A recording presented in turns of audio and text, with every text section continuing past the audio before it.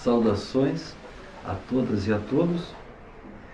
Hoje nós vamos tratar sobre o pessimismo, sobre Arthur Schopenhauer, que é o filósofo mais conhecido por ser pessimista, e também como Schopenhauer trata do valor da vida, essa valorização pessimista do valor da vida. Schopenhauer, desde a sua infância, adolescência e principalmente desde a juventude, ele já expressa os seus sentimentos e os seus pensamentos pessimistas. E no final da sua idade madura, com a velhice, ele reafirma esse pessimismo, e a obra que ele expressa mais a sua filosofia é O Mundo como Vontade e Representação. Principalmente o último livro, o livro 4, ele trata da afirmação e da negação da vida, que é o tema principal da sua filosofia, como ele tenta dar conta do sofrimento, do sentido e do valor da vida humana. E no final eu quero mostrar como Schopenhauer, apesar de ser pessimista, ele ainda propõe uma arte de viver que tem um valor filosófico e não é triste. E para começar a aula de hoje, eu queria fazer uma citação de um filósofo que vai ser o último que vamos estudar nesse semestre, que é Nietzsche. Nietzsche, que julgava ser o mais sério continuador do pessimismo schopenhaueriano, o mais radical dos discípulos de Schopenhauer. Nietzsche leu a vida e a obra de Schopenhauer e lembra que Schopenhauer, em seus diários, em suas cartas, ele menciona, e aqui eu cito Nietzsche na obra Schopenhauer como Educador. Nietzsche narra lá algo que Schopenhauer teve na juventude, um sonho, uma visão. Cito Nietzsche: uma visão de uma terrível cena ultramundana de julgamento, juízo, em que toda a vida, também a mais elevada, a perfeita, era pesada e julgada leve demais. Ele vira o santo como juiz da existência.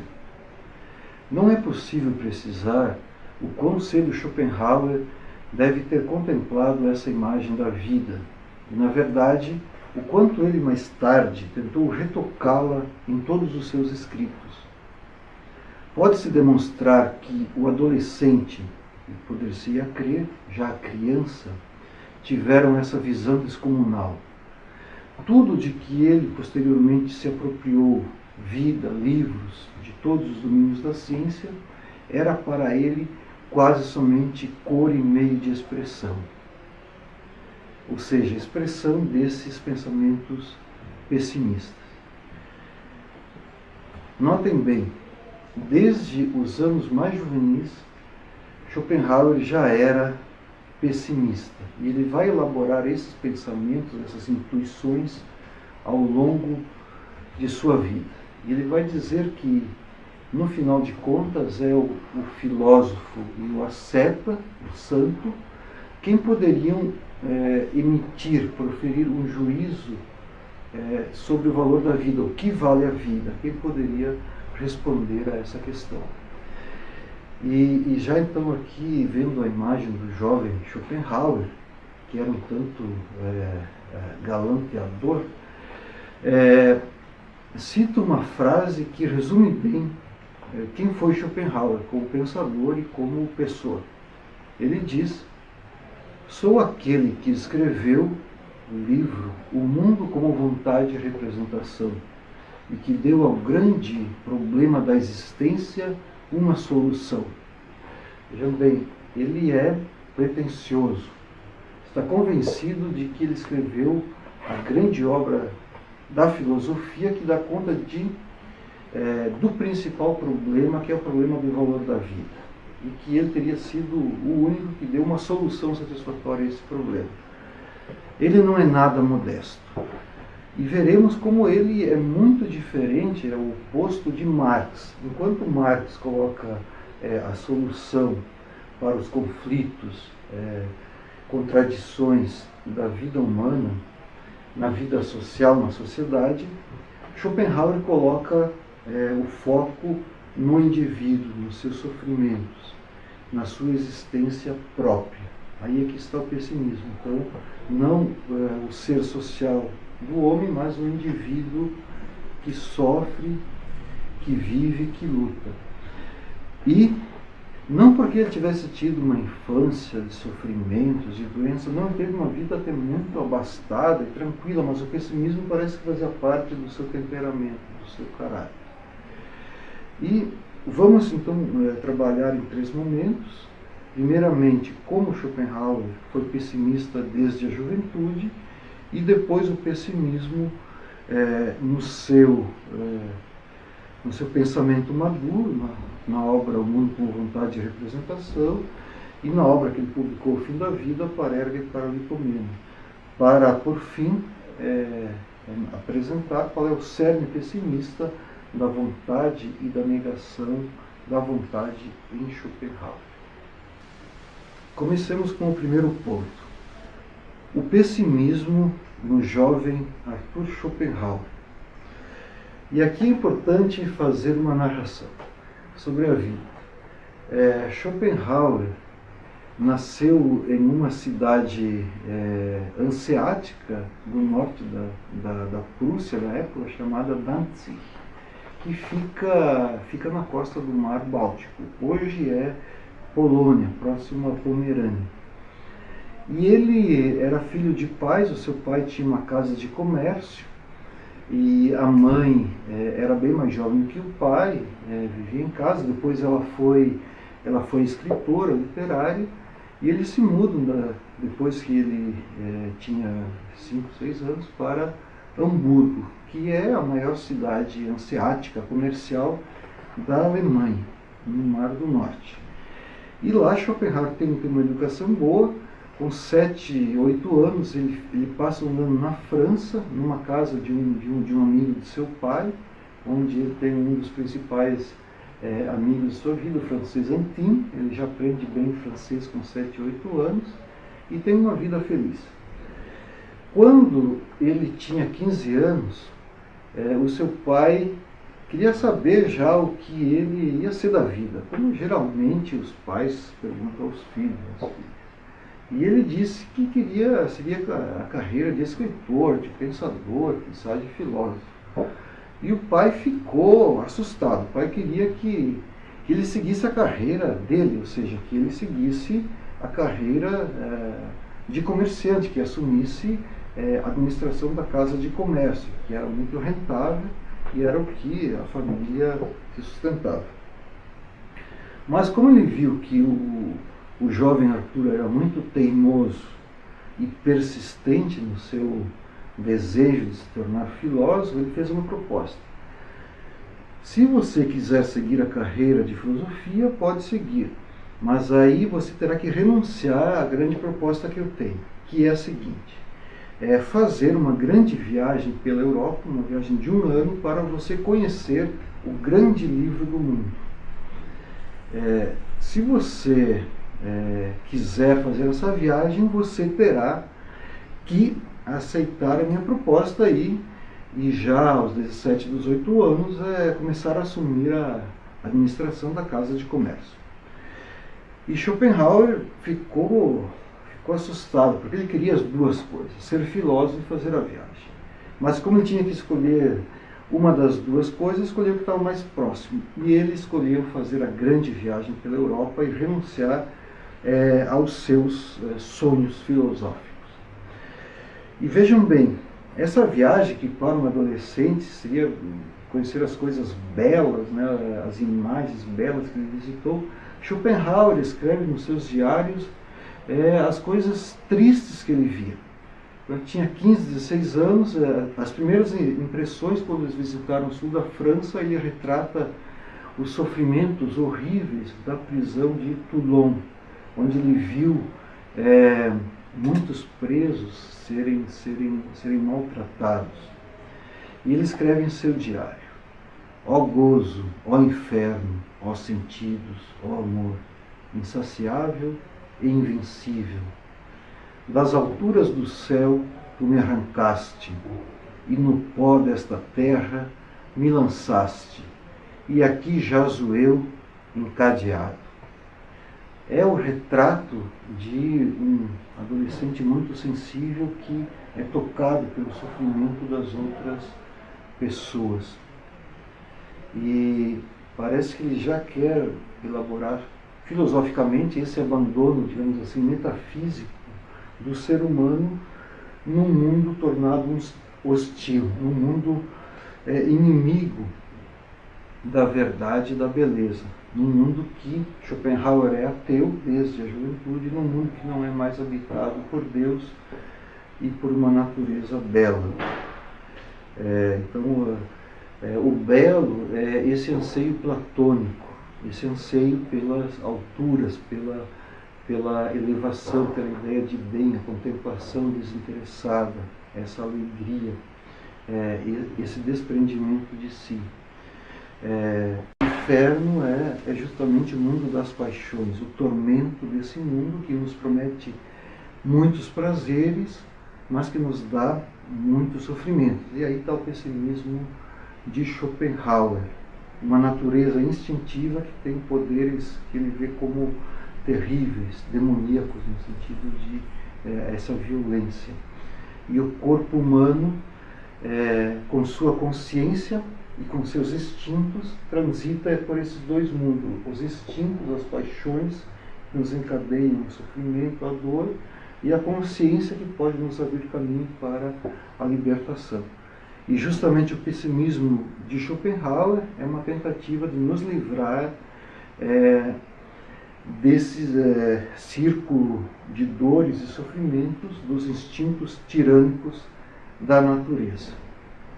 E vejam bem, então, o mundo tem um instinto, uma essência, que ele diz a coisa em si kantiana, que é a vontade de viver, a vontade de vida.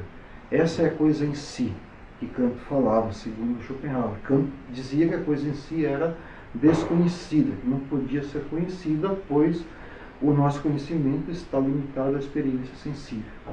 Schopenhauer afirma que pela intuição, a partir da consciência de nosso corpo, nós podemos chegar à coisa em si. E a coisa em si é vontade, vontade de viver. Por isso, o mundo da natureza seria um mundo de um círculo eterno, repetições desse eterno instinto da vontade de viver.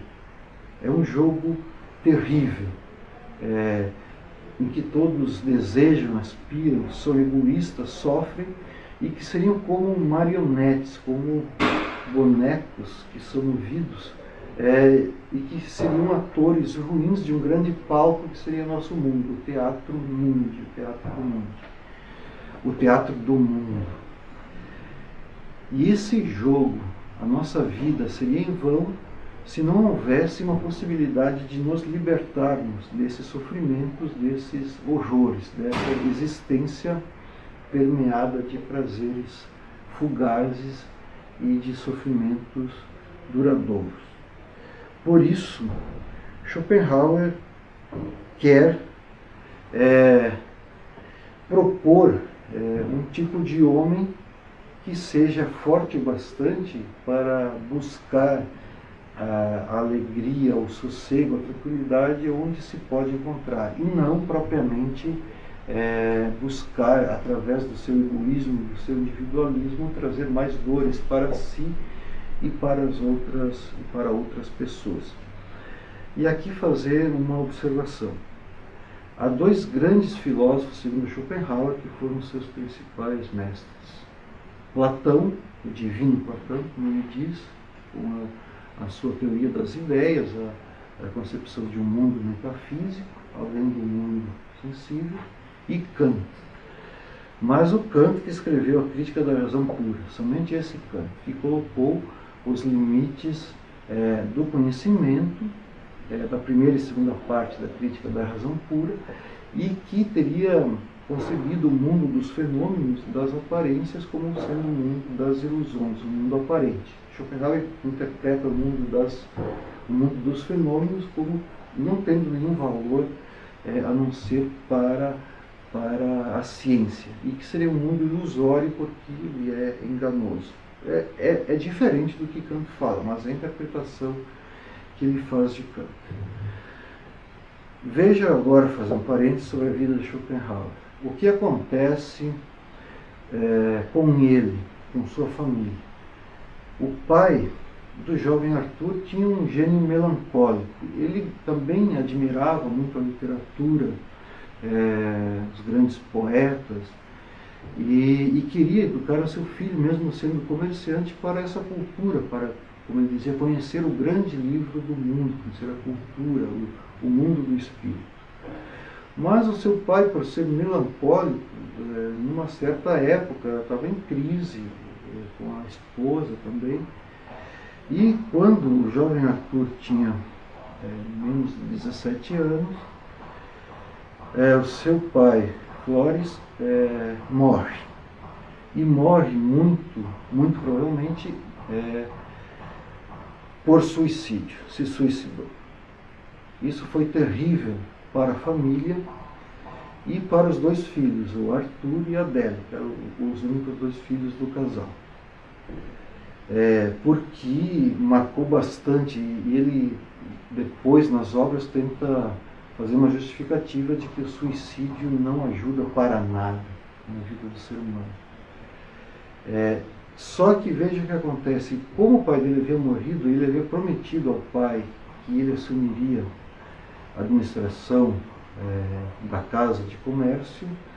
Ele manteve a palavra, quis manter a palavra, e começa a assumir a casa de comércio e em Hamburgo.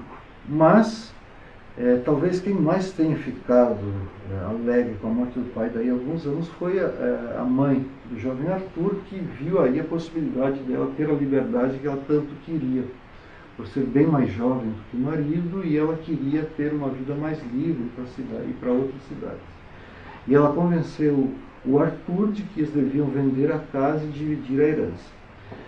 E Arthur Schopenhauer, depois de muito hesitar, ele concordou, já que a mãe estava obrigando, o professor era a mãe, ele concorda e eles vendem a casa comercial e se mudam para Weimar, onde estava o grande gênio da época, Goethe.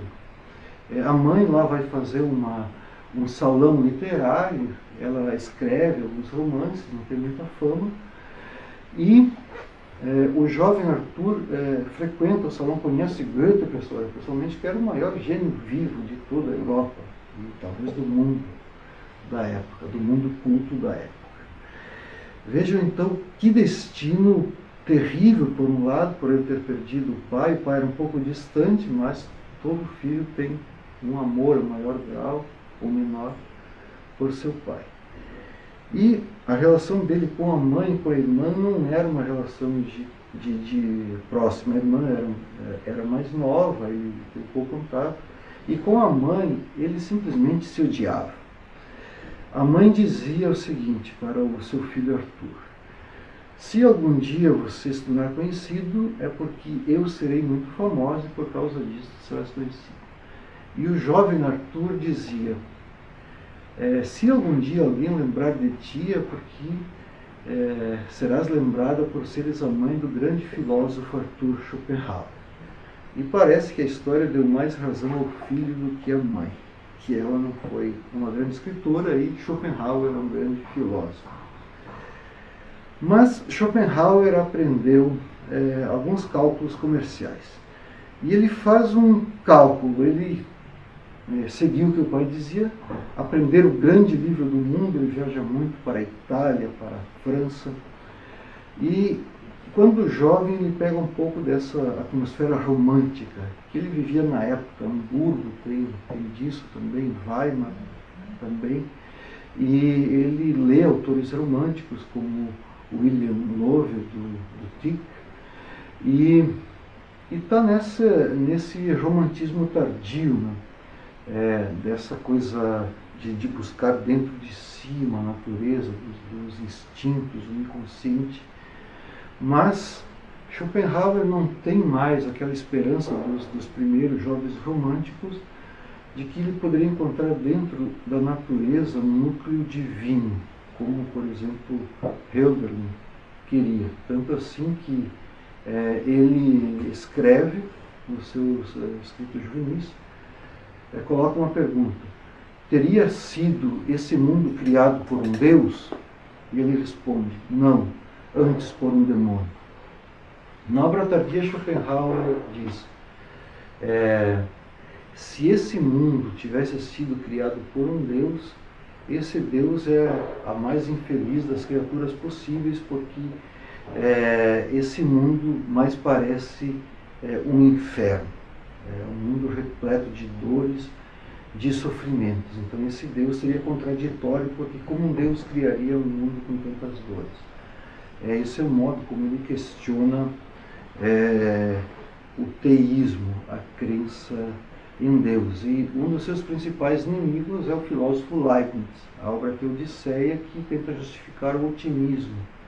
Ele leu Voltaire, a obra literária Cândido, o otimismo, que é uma sátira. Voltaire está criticando justamente Leibniz, aquele otimista que acha que não há nenhuma desgraça que não venha para o bem, e o Cândido, que sofre, no final procura justificar tudo, mas os sofrimentos dele, afinal de contas, o levam à sua desgraça.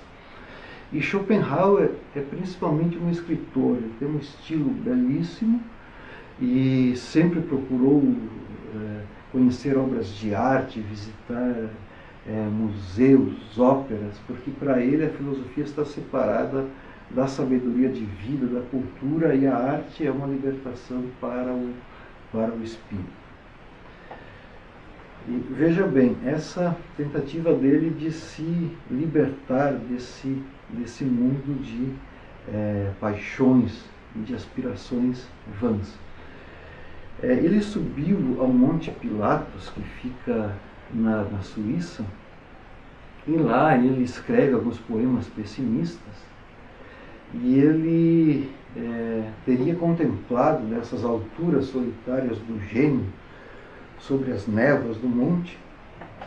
O gênio seria esse olho do mundo, esse olho divino puro, o sujeito puro do conhecimento, que por breves instantes ele consegue se separar do mundo, desse tumulto que habita lá embaixo, no vale, na cidade, as paixões da vida humana, para ele poder contemplar a natureza do mundo, para ver o mundo como uma unidade.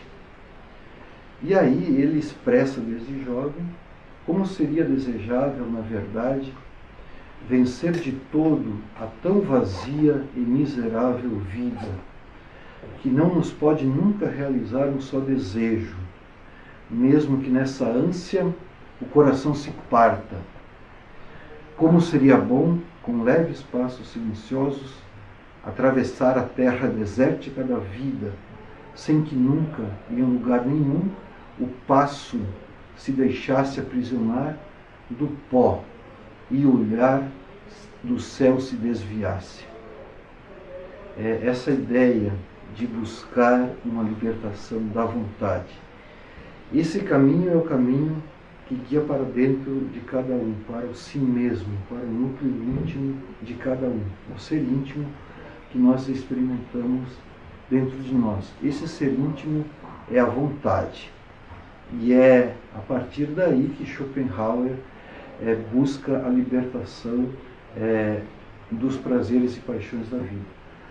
Mas é um caminho árduo, e Schopenhauer, mesmo até a velhice, ele nunca conseguiu se libertar completamente dos prazeres sensíveis. E ele, embora tentasse se casar por 2 ou 3 vezes, mas as mulheres ou fugiam ou morriam, ele era pessimista, né? Ele acabou não casando, mas sempre tinha casos, às vezes até ele pagava mulheres com a herança que recebeu do pai. E ele teria escrito um diário erótico. E quando o biógrafo foi publicar a obra completa de Schopenhauer, ele leu o diário erótico e achou que tinha muitas coisas lá que não podiam ser publicadas, porque a censura pegaria. Ele jogou fora, queimou o diário erótico. Nós não sabemos o que Schopenhauer escreveu, mas talvez tivesse alguma contribuição importante para a história da sexualidade, que depois Foucault poderia aproveitar para escrever a obra. Mas não sabemos. Então, só para mostrar assim, uma certa contradição que há em Arthur Schopenhauer. Comecemos agora, então, o ponto 2. Schopenhauer quer dizer que o pessimismo não é uma coisa que ele inventou, mas é a sabedoria mais antiga e mais autêntica do ser humano. E ele quer mostrar que já nos povos antigos há uma sabedoria pessimista. E antes de expormos isso, vamos tratar sobre a necessidade metafísica do ser humano. Schopenhauer diz o seguinte: enquanto seres humanos, nós temos uma admiração, um espanto pela nossa própria existência. Já desde criança nós nos espantamos. E o que seria então a necessidade metafísica? Ele compreende então basicamente isso, a consciência da morte, da finitude da existência, o medo da morte, basicamente. A futilidade de todos os esforços humanos, ou seja, nos esforçamos e poucos esforços eles são recompensados. Ou seja, esse espanto, esse medo do homem face à sua limitação, à sua finitude, o medo da morte. Esse medo fez nascer metafísicas rudes e populares. Então, as velhas, antigas religiões universais, como o budismo, o cristianismo, o judaísmo, e também a literatura, a poesia, as expressões dos lamentos e dores humanos. E por isso que ele diz, as religiões elas são tentativas de dar resposta ao sofrimento humano. Elas são legítimas nesse sentido. É uma metafísica popular. Mas Schopenhauer quer criar uma metafísica superior que dê uma solução definitiva para as dores do mundo. E é esse aspecto que vamos trabalhar agora em seguida.